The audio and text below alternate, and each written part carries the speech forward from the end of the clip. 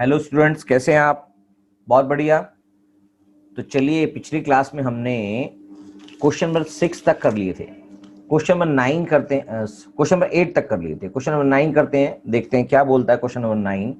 The angle of elevation of the top of the building, the angle of elevation of the top of the building from the foot of the tower is 30 degree and the angle of elevation of the top of the tower from the foot of the building is 60 degree. If the tower is 50 meter high, find the height of the tower. इसमें एक important बात समझने वाली ये है कि जो tower है उसके फुट से बिल्डिंग के टॉप पर 30 डिग्री का एंगल बन रहा है और बिल्डिंग के फुट से टॉप ऑफ द टावर पे 60 डिग्री एंगल बन रहा है। इसका मतलब टावर ज्यादा हाइट की है, बिल्डिंग से ज्यादा हाइट की टावर है। तो ये बच्चे कई बार कंफ्यूज हो जाते हैं कि इससे कैसा हुआ। तो इसका मतलब समझ में आ रहा है कि दोनों के आपस में जो फुट से जो एंगल बन रहे हैं, तो जिसका एंगल ज्यादा होगा वो उसकी ज्यादा हाइट होगी। यानी कि बिल्डिंग के बॉटम से टॉप ऑफ द टावर की एंगल जो है वो ग्रेटर देन है। सबसे इंपॉर्टेंट बात क्या है यहाँ पर, चलिए करते हैं इस क्वेश्चन को।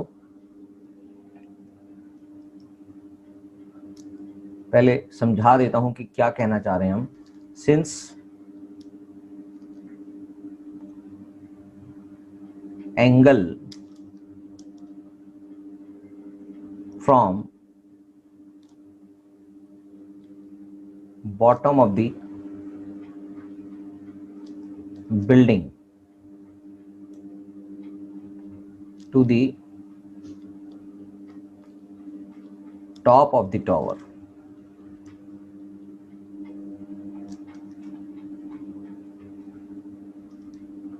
is greater than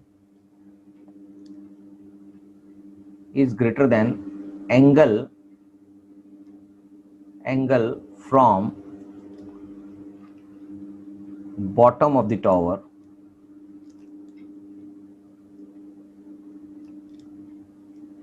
to the top of the building,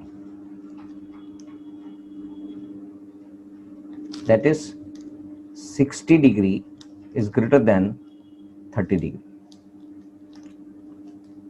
So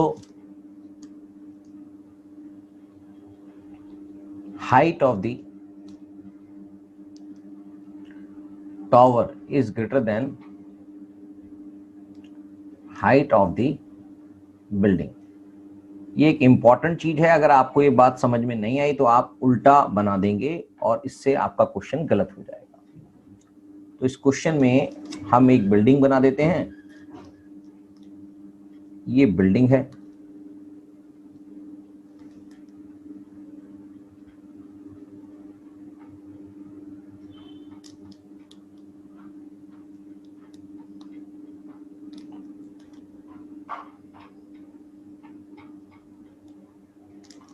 और ये टावर, राइट। तो टावर के बॉटम से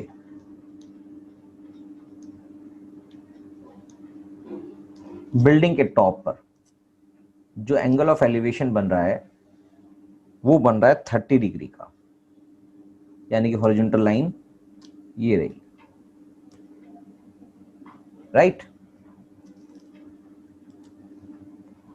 और बॉटम ऑफ द बिल्डिंग से टॉप ऑफ द टावर पे भी एंगल बन रहा है और वो एंगल है 60 डिग्री। यानी कि ये टावर दिखाई दे रहा है और ये बिल्डिंग दिखाई दे रही है।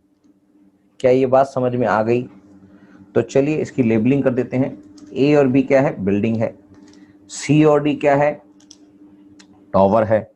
एंगल आपके सामने बन रहे हैं। तो आपको टावर की हाइट क्वेश्चन में दे रखी है जो है 50 मीटर। ठीक है जी।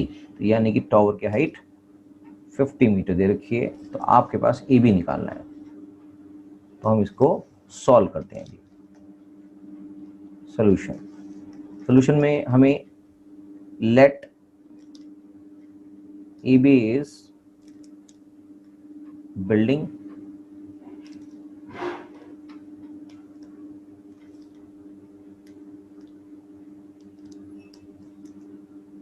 ये आपने निकालनी है height, and CD is tower.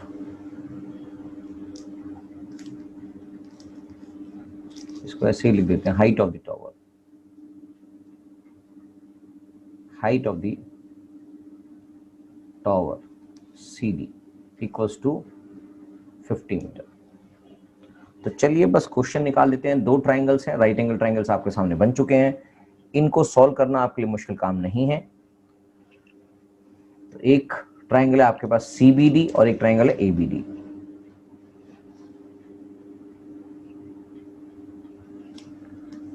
क्योंकि आपको पास CBD का डाटा ये रखा है इन ट्राइंगल CBD, ये हो गया CD upon BD, CD upon BD, और ये बन जाता है 10 60 डिग्री का एंगल क्वेश्चन में गिवन है। CD आपको पता है 50 डिग्री, 50 है, 50 मीटर है, और BD आपको पता नहीं है, बेस यानी कि डिस्टेंस पता नहीं।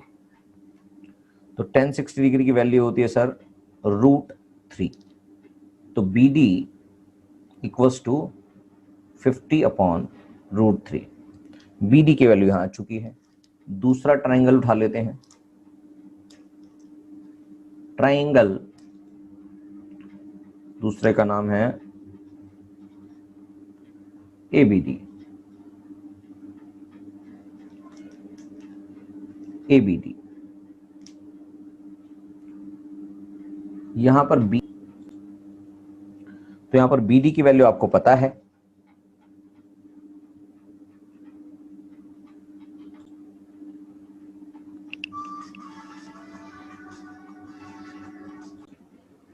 तो यहां पर ट्राइंगल ABD है और अवेलेबल है AB अपॉन में BD। AB अपॉन में BD इक्वल्स टू 10, वो एंगल है 30 डिग्री का, करेक्ट। तो AB अवेलेबल नहीं है और BD की वैल्यू हमने निकाली थी 50 √3 डिवाइड बाय √3, और 10 30 डिग्री की वैल्यू होती है 1/√3। तो AB equals to 50 √3, 50/√3 divided by √3, यानी कि वैल्यू हो गई AB इक्वल्स टू 50 अपॉन में √3 मल्टीप्लाई बाय में √3, दैट इज 50/3।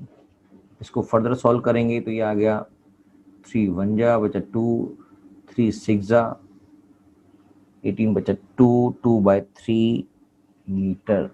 तो AB की हमें वैल्यू पता करनी थी, तो AB की वैल्यू हमने निकाल ली। सो height of the building, height of the building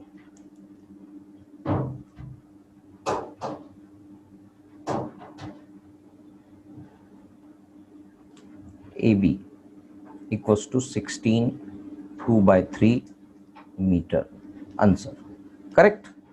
तो चलिए नेक्स्ट क्वेश्चन करते हैं।